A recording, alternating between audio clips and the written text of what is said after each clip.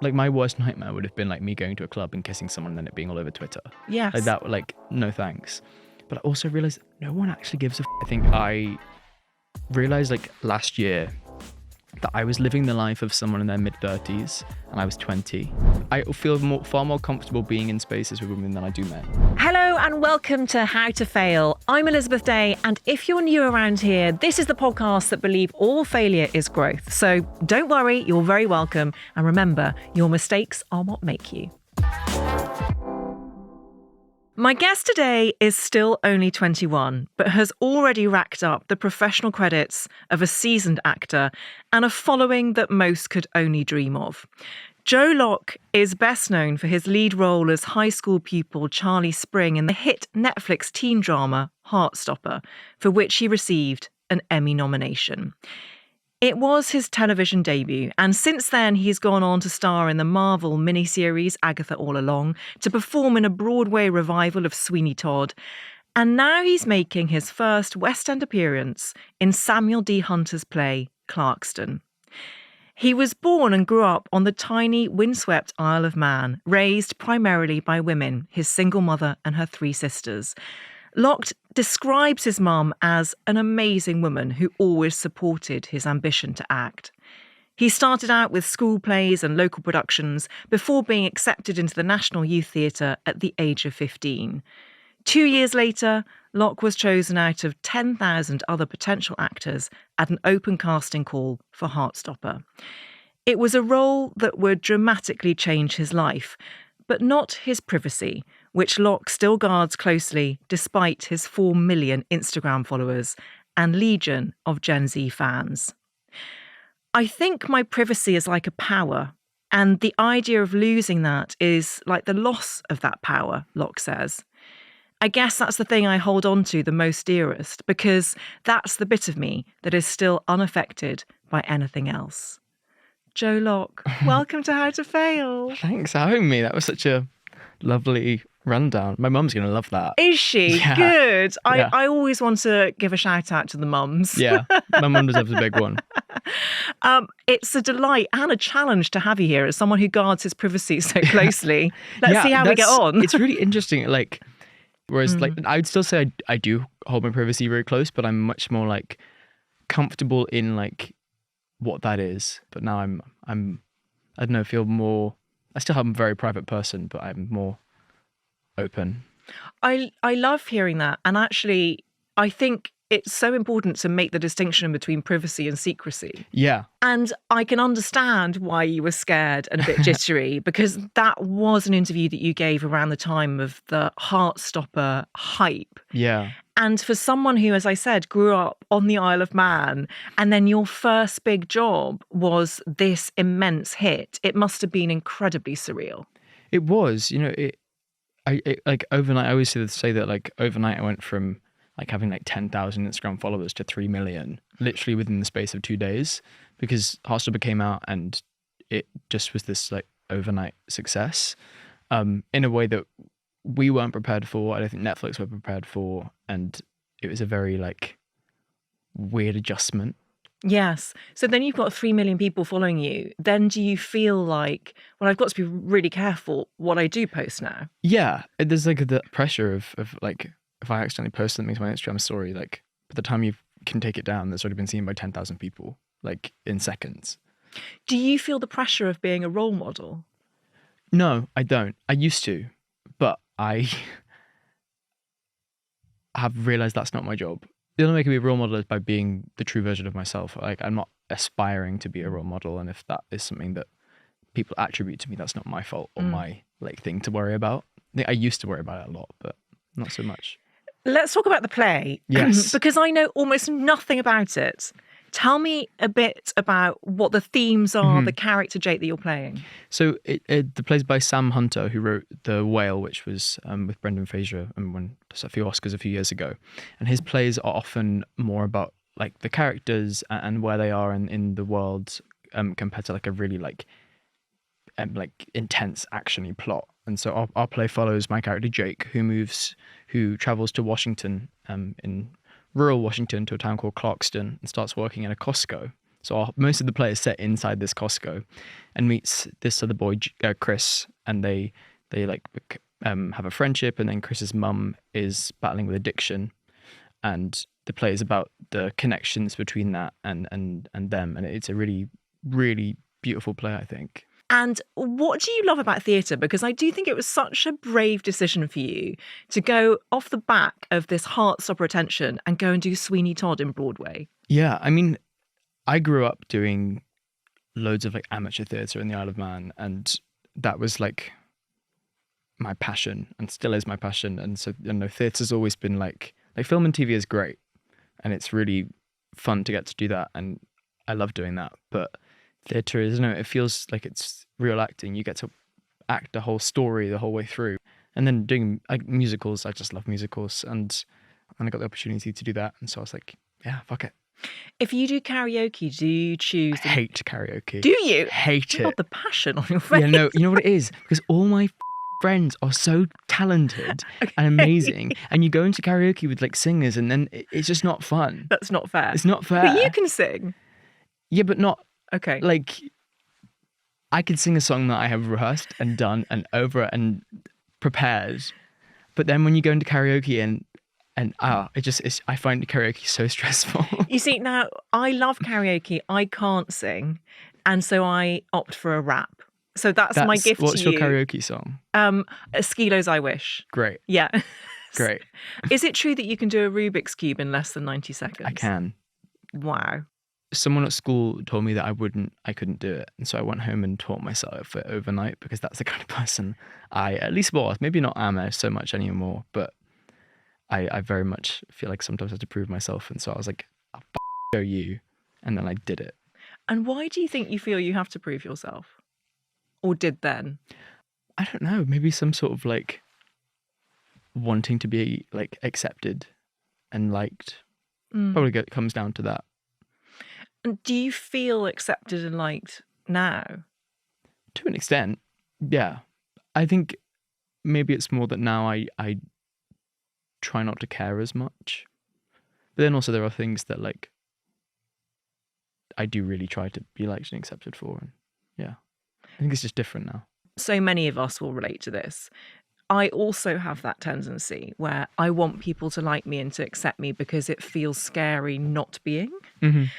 And at the advanced age of 46, I still haven't quite nailed it. But this podcast has actually genuinely really helped me, both because I can show up as my true self, flaws and all, but also because the community that's grown around it, I'm incredibly appreciative of. And I wonder, when you're a famous actor, as you are, whether there is a degree of validation that comes from that is actually quite profound. Yeah, I think so. What does your mum think of your fame? I think she finds it, like, the fame itself weird and sometimes slightly overwhelming. She still is a teacher in the Isle of Man, and then sometimes people will like message her, be like, "Oh, do you think Joe could do this for me?" And then she doesn't know how to like respond to that. I used to, when I was younger, like think, "Oh, mum, like, why let me live my life?" But looking back now, like when I was 18 and Heartstopper came out, and I was suddenly like catapulted into this world that she had absolutely no idea of or no grasp of what that is, I would be terrified if that was my child. Yes. And actually, when I was 18 and that was happening, I was like, "Oh, mum, I'm fine. Like, it's like, let me just live my life." Whereas now looking back, I was like, yeah, no wonder she was so scared. Yes. Like, I was going to these big industry parties and then flying back to go and finish my A-levels and then going to another party, and then like she obviously wouldn't and couldn't stop me because she wanted me to do the things, but like no wonder that like she found that really stressful and quite scary. And I should have, well, I guess when you're a teenager, I was living it, didn't think of it in that way. It's only in hindsight you can see those things, but like I really should have cut her some slack for that. And she sounds like an amazing woman and an amazing parent. Yeah. Being able to strike that balance between love and protection and allowing your child to follow their dreams. Yeah. She's very selfless. She's always put like me above everything my whole life. Can I ask her name? Helen. Helen. Yeah. This is a shout out to Helen. Hi, Is Mum. it Helen Locke? Helen Locke. That's a great name. Yeah. Okay, before we get onto your failures, I do need to ask you a few more questions about Heartstopper. Please. Because I know that there are going to be so many people listening who are absolutely obsessed with it, and I'm one of them. Was it bittersweet to say goodbye to the series? Yeah, it felt like the right time and in the right circumstance, and like sending a child off to university. Like I was like, okay, like I'm ready to move on with my like life and career, and I think the show is ready to like at the perfect time for it to end. And you know, we always as a cast always talk about Heartstopper like being our version of university, because most of us didn't go to university, because the years we would have been at university we were doing Heartstopper. And we would like live in the same apartment buildings, and it was like our uni. And so like now I would have been graduating uni this year if I'd gone. And so finishing Heartstopper and that same time was very like fitting. It feels like it's a nice goodbye. Is the film still happening? We filmed it. That's done. It's done. And you're exec yeah. producer on that? Yes. Okay. Yeah. That's exciting. It was very exciting. It was fun. And I think one of the things that was so obvious as a viewer of Heartstopper was the dynamic between you and your cast. Obviously you're a great actor, but I don't think you can entirely fake that. It just felt like the friendships were so real. Yeah, completely. Like we're all like, they're all my closest friends.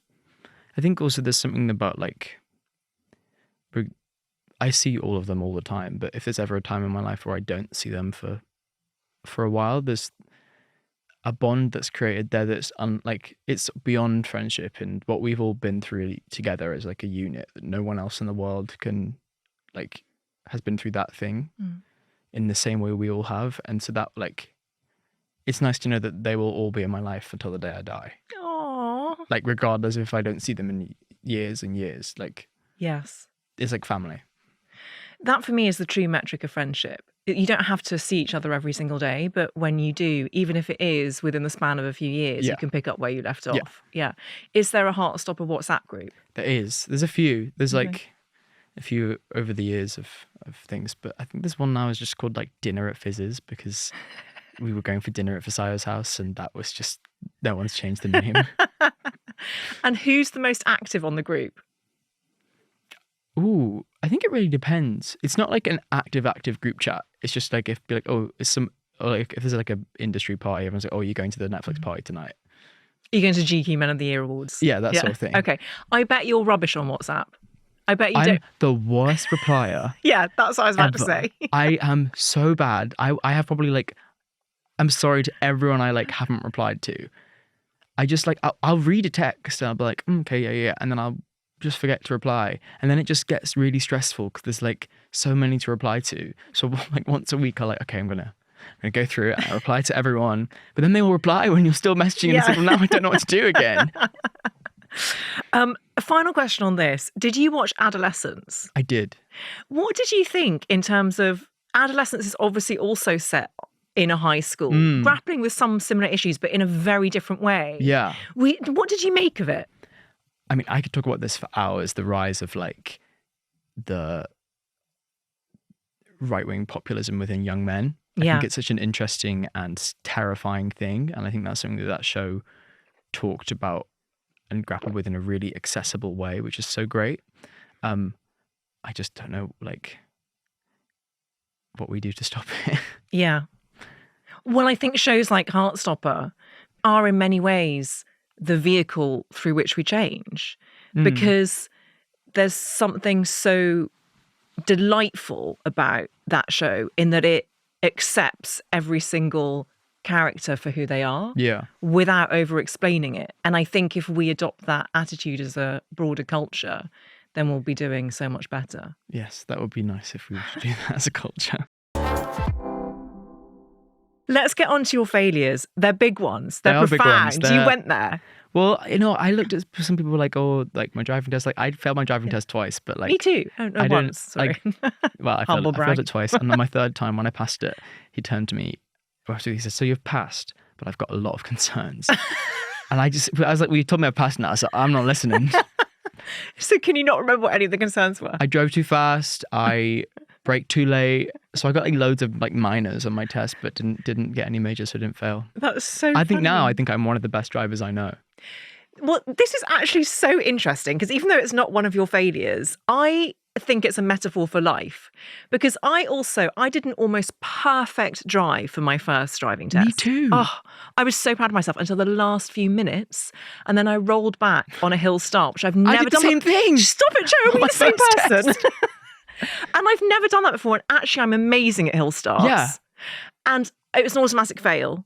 Second test, because I just thought, well, there's no point. There's just no point in trying. I got the same examiner and I made so many minor faults, but I passed because I think I was slightly more relaxed. Yeah. And now, as a consequence, I think I'm a far better driver. Yeah, I think I'm a great driver now. So you see, failures actually equip us Yeah. to succeed better. Exactly. There was a little bonus failure. No, thank you so much. Okay. Okay, we finally landed that point. Your first failure is your failure to enjoy your youth. Yes. Tell me about your youth. So I mentioned that you grew up on the Isle of Man. Yeah. What's that like? So the Isle of Man is amazing to grow up in. I think growing up there, I didn't appreciate how good of a place to grow up it was until I like now can look back in hindsight. And like the freedom of living and growing up in such a free, like safe place where like I would go out with my friends and I just knew when to come home when it got dark, or like there was a lot of freedom in that, which was amazing. Acting and the entertainment industry is such like a interesting career because it's one of the few careers that someone so young can be in such a position of, I guess, power in the workplace. And because of that, I think I realized like last year that I was living the life of someone in their mid-30s and I was 20. And I would go and visit my friends at their unis and I'd feel so out of place because I wasn't living a young person's life. And I found that really like hard. And I found that I realized that I needed to take stock and like change some things in my life to then try and enjoy what I had of my youth. And I think for a while I like resented the fact that my job meant that I had like couldn't be so young and do the young people things. But I realized I was like, well, I'm doing the job I love. I'm doing living my dream. I just need to like enjoy the youth through that. Yes. Like the parts of it I can. And my experience of being 21 is very different to what most 21-year-olds' experiences are. But I'm still 21 and I still should enjoy that. So talk to me a bit about what your experience of being 21 is and what young things, quote unquote, you might have liked to have done. Well, I think it's not like I have a stable income. I rent my own home. I do all these things that are very like grown up and adult, and I have meetings with my accountant and I don't know, talk to a financial advisor. Yeah. And my friends in like in the acting world are all like buying houses and doing really grown up adult things and are in long-term grown up relationships. And I was like going down that path, and last year I was like, I have never been able to experience like having a summer fling or going to a club and kissing someone, or like, I don't know, going on a shit holiday to Mallorca with my friends, and like my life had just taken me in a different path, and I was beginning to resent the fact that I didn't like go to university or do the things that I had. Because when I was growing up, I was like, oh, he saw me and he was like, oh, well, he's going to go to uni, he's going to do this. Had my whole life sort of planned, and then obviously other things had other plans, which is great, and I'm like I'm so happy for that. But I think I realized that I'd got so overwhelmed in that world of like, oh, I need to be this person that I am now, that I'd forgotten how old I actually was and how little life experience I'd had, and how I need to just slow down and live my life. Yeah, because you're also the oldest child, aren't you? So, Yeah. and you come across as someone who is so mature and sorted. And I am, but also I need to, and I'm trying to, like, not always be that person. Yeah. And did you get any help with this? That when you realised that there was a slight tension there? Yeah, well, I got out of a relationship, which was a good thing for becoming young again.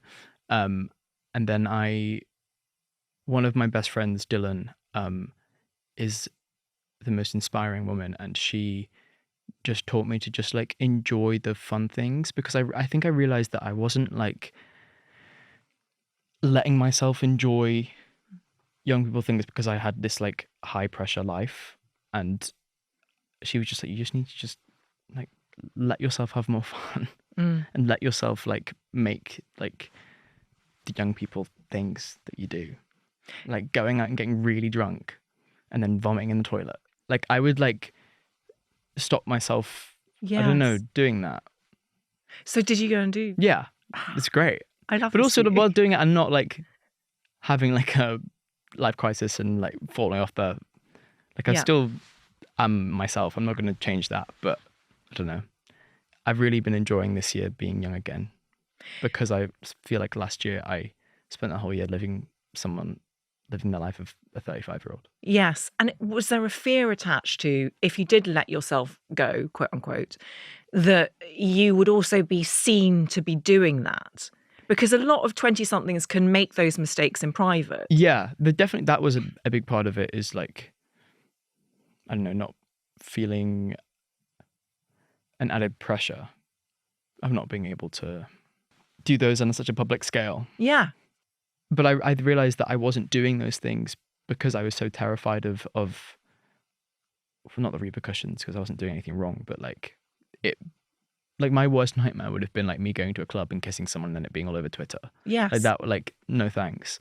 But I also realized no one actually gives a fuck.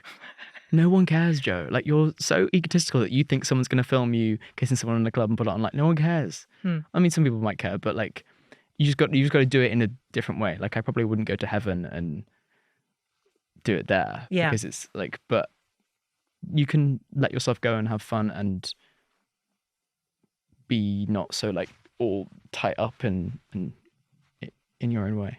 It sounds to me like there's something around trust here, sort of trusting yourself, Probably. as well as trusting that you're safe. Yeah, I think so. I'm so glad that you're having some well-deserved fun. Yeah, I'm this year's been my year of trying to have more fun. And you don't need to tell me this, but I'm interested. When you say you got out of a relationship, was the reason for getting out of it because you wanted to have fun? Like, not so that's, I've made that sound trivial. I didn't mean to. No, it was a lot because I realized I wasn't ready in my life to be in a very like a long-term grown-up relationship. Yeah. The social media of it all, how do you handle it? I'm very aloof on social media. You're very cat-like. Yeah, I like post something and then will disappear, and then I keep my social media quite work focused, which can sometimes go into the personal because my work is so intertwined with my life. Do you care what people you don't know think of you? I used to say no, but I think that anyone who says they don't care what people they don't know think about them are lying, even if they think they're not. Most of the time, I don't. But sometimes, yeah. It's not that I care what they think of me, but I would rather they think of me in a certain way. Yes. Like would rather shape the way that they think of me in a way that I think is positive, rather than I care exactly what they think of me. That is such a Does that make smart sense? response. Yes, that makes total sense. Because it goes back to trust and control. Yeah. I like having control. Yeah, me too. Tell me a little bit about being raised by women and how you think that has shaped you. I was saying to my friend the other day that I think I've got like reverse misogyny because of my upbringing, in the way that like I would, if I was like choosing a team of people like for work or whatever, I would never choose a man over a woman. I would always choose a woman.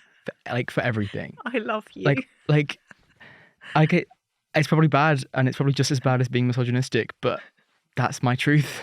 I think it's fine because the pendulum has to swing so far the opposite direction that it's just recalibration. Yeah. Yeah. Like I would always trust. I feel far more comfortable being in spaces with women than I do men. Mm.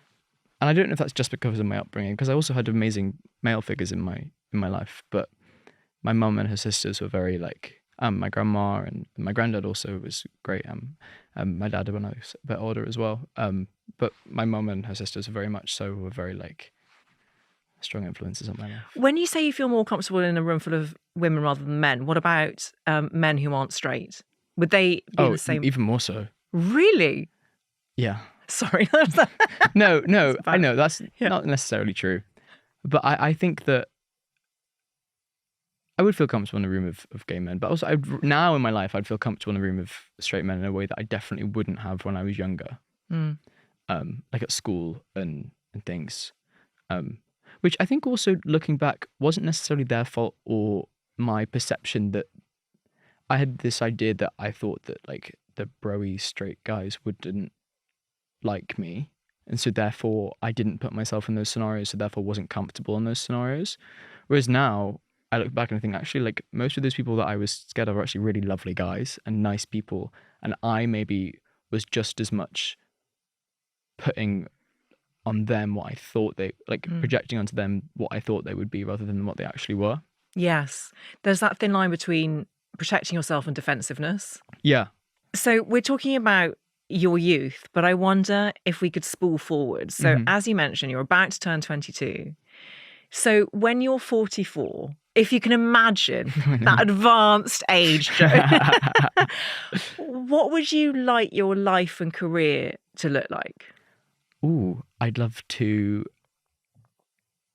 have a family. Probably quite a new family, because I can't see myself having a family for a while. And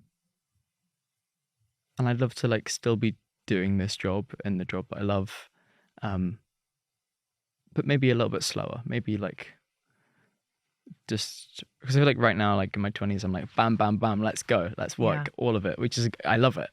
But I can see myself wanting to slow down and enjoy my life with my hopefully children. Oh, I'd love to have kids. I think you'd be an amazing dad. I hope so. Well, even that response to me, look, and he's touching wood if you're listening to this, even that response to me shows that you'd be amazing. Because you're not arrogant in any way, shape or form. Okay, your second failure is your failure to believe in yourself. Talk about a seamless link. Well, yeah. Actually, I was believing in myself sounds so eggy, and so, but I was something back myself, but it is believing in myself. I think this one, for a long time, and still a lot, I feel like an imposter in my career because I was not handed the job. I was just very lucky. And I was very lucky that Heartstopper chose me, and then I got a great agent, and then I was lucky that other things fell into place. And so for a long time, I've felt like I didn't necessarily belong in the job that I'm in. And so therefore I didn't really have a belief that I could make a career out of it. And I think there's quite a lot of the times that I still find myself just feeling so grateful to be in the spaces I'm in that I forget that oh no, I've actually worked quite hard to be here. Yes. Yeah. Yeah. Can I ask what that open casting call process was like? Yeah. Just talk me through everything. They sent an open call out. I sent in my headshot, and then I did a self-tape. How did you find out about the call out? A friend of my mum sent it to my mum and was like, "Oh, this looks cool. You should show it to Joe." And then I was like, "Cool." So thanks, Nikki. Shout out to Nikki. Shout out to Nikki. Helen's friend. Yeah. And then I sent in a self-tape. Is it really excruciatingly cringe having to do a self-tape? The worst. I hate self-tapes. Now I've done many of them and it's easier, but it's not fun. I would much prefer going in the rooms for an audition. That is so much better. Yeah, because you have to sort of put your iPhone up on the cooker. I also feel people don't get to see you as a person. every job I've gotten because I was able to go in the room. Okay, so you do a cringy self-tape, which I'm sure is great. They asked me if they could release it, and I was like, publicly, and I was like, over my dead body, release that and I will sue you. Sue you. That was such a shame, because there's this corner of TikTok that I'm obsessed with, which is actors doing self-tapes. Can I say something controversial? I think all of them are bad. I know. Every self-tape, even the best actors in the world, I think all self-tapes are inherently just not good. Yeah, okay. So we're never going to see. Never going to see. Maybe when you die, it will be able to. I'm going to put it in my will. Do not release. Okay, so you send the self-tape. Send the self-tape, and then I think I did another self-tape maybe, and then a few Zoom calls, but it was during COVID, so it was all like I was doing my A-levels, I was in the Isle of Man recording it over like loads of books because I didn't have like a tripod or anything at that point, and then they flew me out to London, which is like, when was that, 2021, and then I did a chemistry read and then got the part. And how did they tell you got the part? So by that point, the casting director helped me get my agent, which I'm so grateful for, because me and my agent have an amazing relationship now, and like he's the best. He's a man, so well, that's good. Yeah, you've got a man in your team. I know. I think he's the only man in my team. Okay, Literally is. It's great. So I did my audition and I flew back to the Isle of Man, and because it was COVID, I had to isolate on my own in my house for 2 weeks. So my mum had to move out, just me and the dog. And so my agent rang me to tell me, but I was just on my own in my house. Oh my goodness. It made the 2 weeks of isolating worth it though, because I was like, oh, I've got something to look forward to. Did you allow yourself to celebrate on your own with your dog? I think I did. I don't really remember, but I'm sure I probably got like a Domino's and watched a movie. I love a Domino's. I actually loved the 2 weeks of just being on my own and having to be. Yeah. The force, that was fun. It's so interesting though, given what we're talking about with this failure, that failure to believe in yourself, because the way that happened is so unusual. Yeah. That it in and of itself was an isolating experience as well as being a happy one. Yeah. And I think like it was an amazing experience, but because I didn't technically, I don't know, get to like prove myself in the way that other people who are in this job have, through like going to drama school and like working their way up, I don't know, it didn't feel like, not like I deserved, like I deserved it. Yeah. In a way. Has that feeling lessened with time? Yeah, I think for the year after Heartstopper, I hadn't got any other jobs, and I remember I kept thinking like, okay, well, when I get another job, that's like when I can like, I'd be like, oh, I'm an actor. Because people were like, oh, what do you do? I'm like, oh, I would hate saying I'm an actor because I was, but I don't know. I felt very like I shouldn't be saying, because I don't deserve to say that yet. Yeah. And then I got another job, and then I was like, still felt weird about letting myself, I don't know, back myself in that way. You were still uncomfortable saying it. Yeah. It's so interesting. It is. You are an actor, I'm an Joe actor, Locke. yeah. You are, yeah. And you're a really, really great one. Thank you. And you're going to have a long career of proving yourself wood. over and over again. We're touching wood again. My final question on this is really, are there people who make you feel like that in this industry, who maybe judge you for not having been to drama school, not being professionally trained, or is it an internal job that you're making yourself feel that? I'd say it's internal. I'm sure there are people, but they wouldn't tell me. Yeah. And I actually have found that like everyone in the industry is it's a really small group of people, especially people like my age, and everyone is so like supportive of each other. Especially when you're like going for the same parts, it's like it can be hard, but everyone is in my experience. So it's a very internal, I don't know, feeling.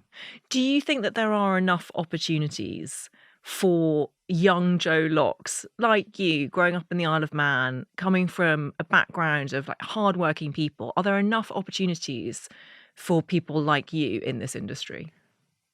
No, I think that the film industry is still very it's got a very strong relationship with the class system in a way that other industries maybe, I guess all industries do in a way. And I think that open casting is a great way of making that more accessible Yes. and making the industry more accessible. Your final failure, Joe, is your failure to let yourself fail. Yeah. How early do you think that failure started?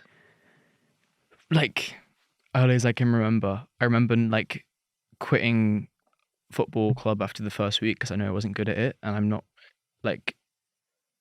good at not being good at things, or I don't let myself do things I know I'm not very good at, which I think I've recently realized has meant that, like, I actually missed out on but like not let myself do things, missed out on a lot because I've stuck to the things I'm good at rather than like doing things I'm actively bad at.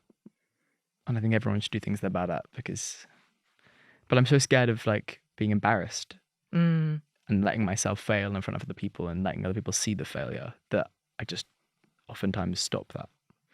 I completely relate. Where do you think that fear and embarrassment piece comes from? Is it a feeling of not belonging, or? I think it's really closely related to like growing up in a small town.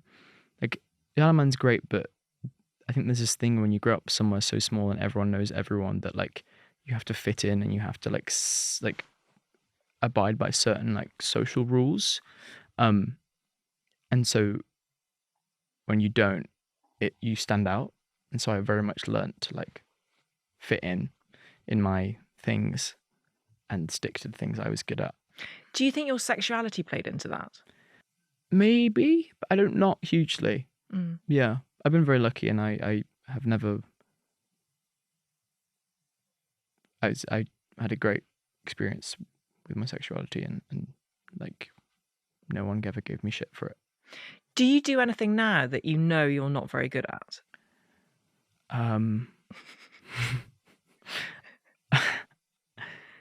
No. No. You know what? I want to. Yes. I'm trying to more. I started Pilates. Okay. And I got told by my Pilates instructor that I have the flexibility of a 55-year-old. So I'm not very good at that. Well, that's good it ties into your first failure of youth. Yeah, exactly. I have to fail a lot.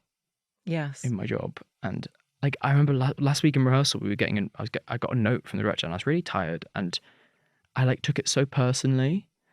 And then I was like it's just like get over it. I think that's I think it's related to like a fear of, again, like people pleasing and someone not liking me because I'm bad at something, or like embarrassment from that.